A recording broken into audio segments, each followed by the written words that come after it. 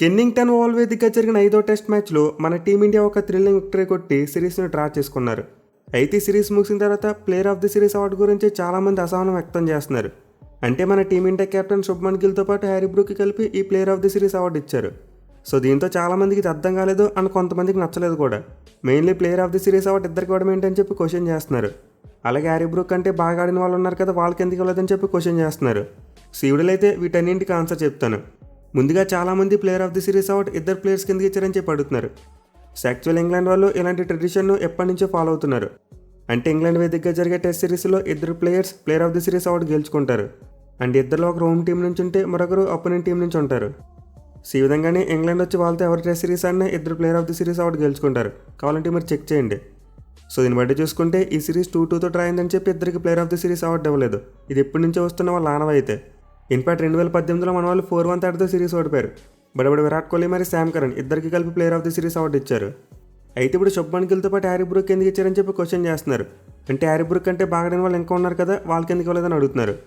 So నిజానికి గిల్ అయితే Anderson Tendulkar ట్రోఫీలో టాప్ స్కోరర్ 754 రన్స్ కొట్టాడు. అండ్ అతని తర్వాత చూసుకుంటే జో రూట్, కేఎల్ రాహుల్ మరి జడేజా వీళ్ళు ముగ్గురు ఉన్నారు. అండ్ వీళ్ళ ముగ్గురు కూడా 500 కంటే ఎక్కువ రన్స్ కొట్టారు. ఇన్ఫాక్ట్ జడేజా 7 వికెట్లు కూడా తీసుకున్నాడు. అలాగే బౌలింగ్లో చూసుకుంటే సిరాజ్ అద్భుతంగా బౌలింగ్ చేసి 3 వికెట్లు తీసుకున్నాడు. మెయిన్లీ మన టీమిండియా 2 మ్యాచ్లు గెలిచారంటే దానికి మెయిన్ రీజన్ సిరాజే. ఇక బెన్ స్టోక్స్ కూడా సిరీస్లో చాలా మంచి ఆల్రౌండ్ పెర్ఫార్మెన్స్ ఇచ్చాడు. సో వీళ్ళందరినీ కాదని ఎందుకు హ్యారీ బ్రూక్ని ప్లేయర్ ఆఫ్ ది సిరీస్ అవార్డుగా సెలెక్ట్ చేశారంటే ఇది కూడా వాళ్ళ ట్రెడిషన్ అంట. ఈ player of the series award కోసం ఇద్దరు ప్లేయర్స్ను అపోనెంట్ టీం యొక్క కోచ్లు పిక్ చేసుకుంటారంట. అంటే మన టీమిండియా నుండి శుభ్మన్ గిల్కు player of the series award ఇవ్వమని చెప్పి బ్రెండన్ మెక్లమ్ రికమెండ్ చేశాడు. వేరేజ్ మన team India head coach Gautam Gambhir Harry బ్రూక్కి అవార్డు ఇవ్వమన్నారంట. సో దీనివల్ల శుభ్మన్ గిల్కు మరి హ్యారీ బ్రూక్కి కలిపి ఈ player of the series award ఇచ్చారు. అంతేగాని player of the series award కోసం ప్లేయర్స్ను ఓటింగ్ ద్వారా కానీ లేకపోతే ఆర్గనైజర్స్ కానీ పిక్ చేయరంట. కేవలం ప్యూర్లీ అపోనెంట్ టీం యొక్క కోచ్ డిసైడ్ చేస్తారంట ఎవరికి player of the series award ఇవ్వాలని చెప్పి. సో మన head coach Gautam Gambhir Harry బ్రూక్ని పిక్ చేసుకున్నాడు కాబట్టి అతనికి player of the series award దక్కింది. అదర్వైజ్ బ్రూక్ అంటే సిరీస్లో బాగా పెర్ఫామ్ చేసిన ప్లేయర్స్ ఇంకా చాలామంది ఉన్నారు.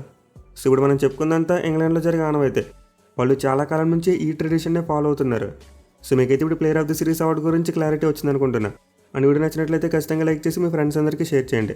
Thank you for watching. Have a nice day.